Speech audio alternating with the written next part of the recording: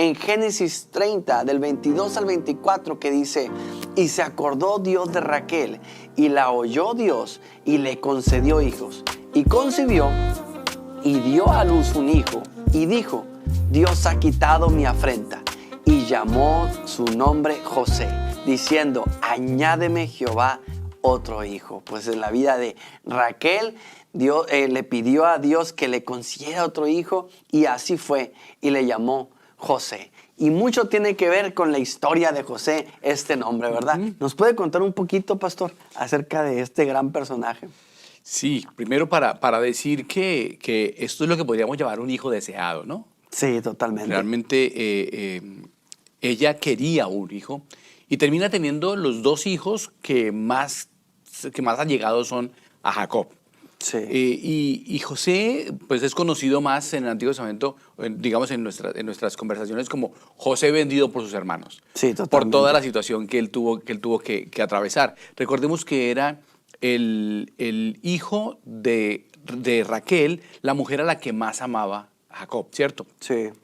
Pero allí hay unas cosas muy interesantes para empezar a hablar de él. Lo primero es que José era un muchacho que buscó estar muy cercano de su papá, porque su papá lo enviaba a saber dónde estaban sus hermanos y se ganó como la confianza. La confianza de su papá y la molestia de sus hermanos, porque él declaraba los errores y los males que hacían sus hermanos. Totalmente, ¿Sí? Pues él era como el enemigo de sus hermanos, por así decirlo, porque pues tenía que llevar la información de lo que estaban haciendo. Sí. ¿No? Y eso nos habla de que era un muchacho que realmente tenía como muy bien fundados los principios de sus inicios de vida. Y eso nos lo va a mostrar con la vida, ¿no? Sí. Nos va a demostrar que sus principios estaban tan claramente establecidos en su corazón que aún lejos de su casa logró mantenerlos. Pero en esta situación de que tenía cierta molestia a sus hermanos con él, pues llegaron al punto que ¿recuerdas? Que lo encierran por ahí en una cisterna. Sí, en un pozo. Para venderlo, sí. Totalmente.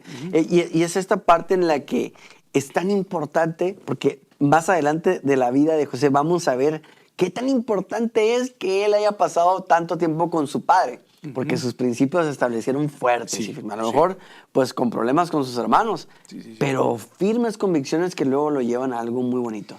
Sí. Lo dejan ahí, pastor, lo dejan en ese pozo, luego logra salir de ahí, lo rescatan y se aleja de la familia. ¿Es correcto?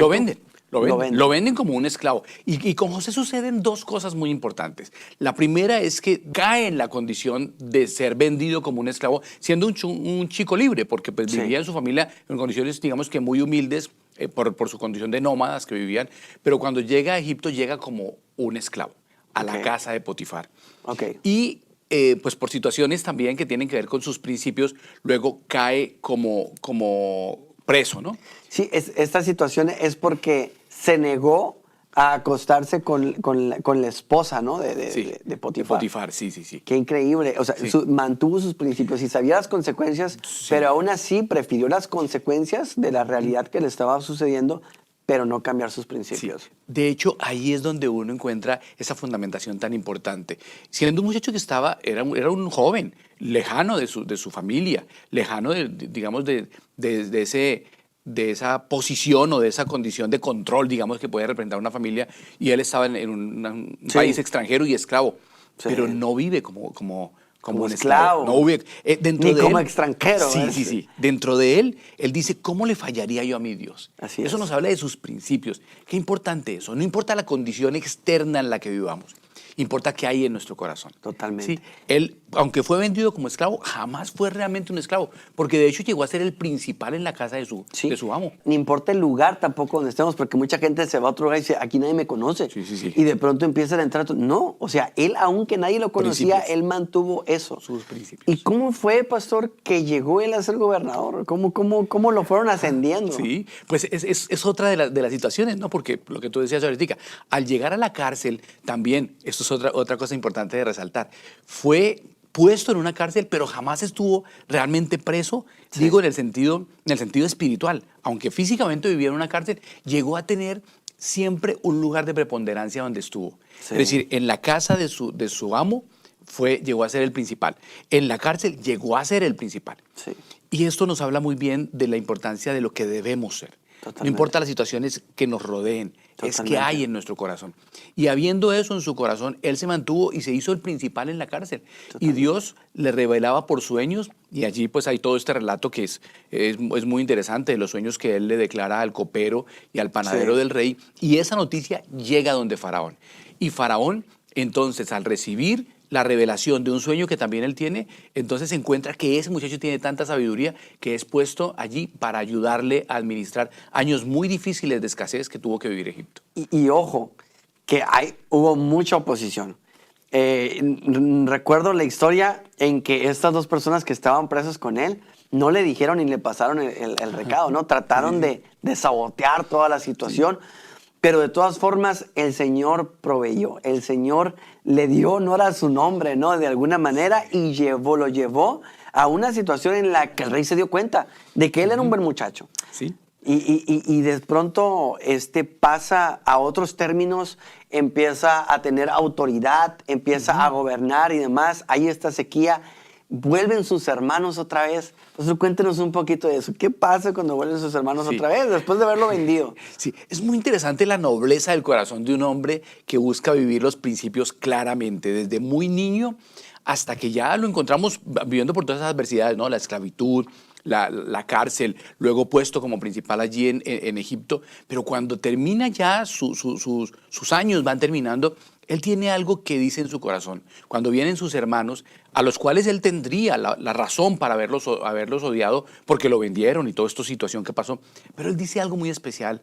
Él dice, no se afanen por eso, porque el Señor me mandó aquí adelante de ustedes para abrir un espacio para la salvación de mi familia. Wow, Es decir, eso habla de la nobleza de un individuo. totalmente. Creo que hay una lección maravillosa y tiene que Sí. ver con el nombre de José. Tú decías ahorita, significa añadir, significa algo más que. Y precisamente eso es José.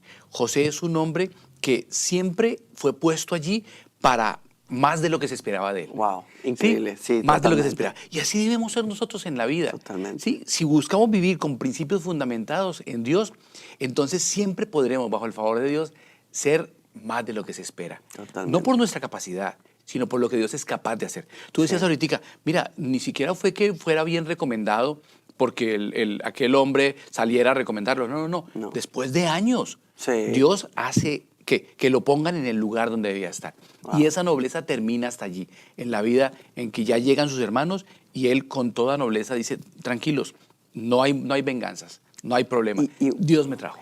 Y una de las cosas que quiero recalcar y quiero mencionar aquí es que muchas veces creemos que la añadidura que tanto escuchamos hablar tiene que ver con cosas de objetos o materiales, pero vemos la vida de José que le fue añadido talento, le fue Bendición. añadido bendición, todo, Sí. y lo usó para la gloria de Dios, para sostener los principios del Sí. corazón de Dios.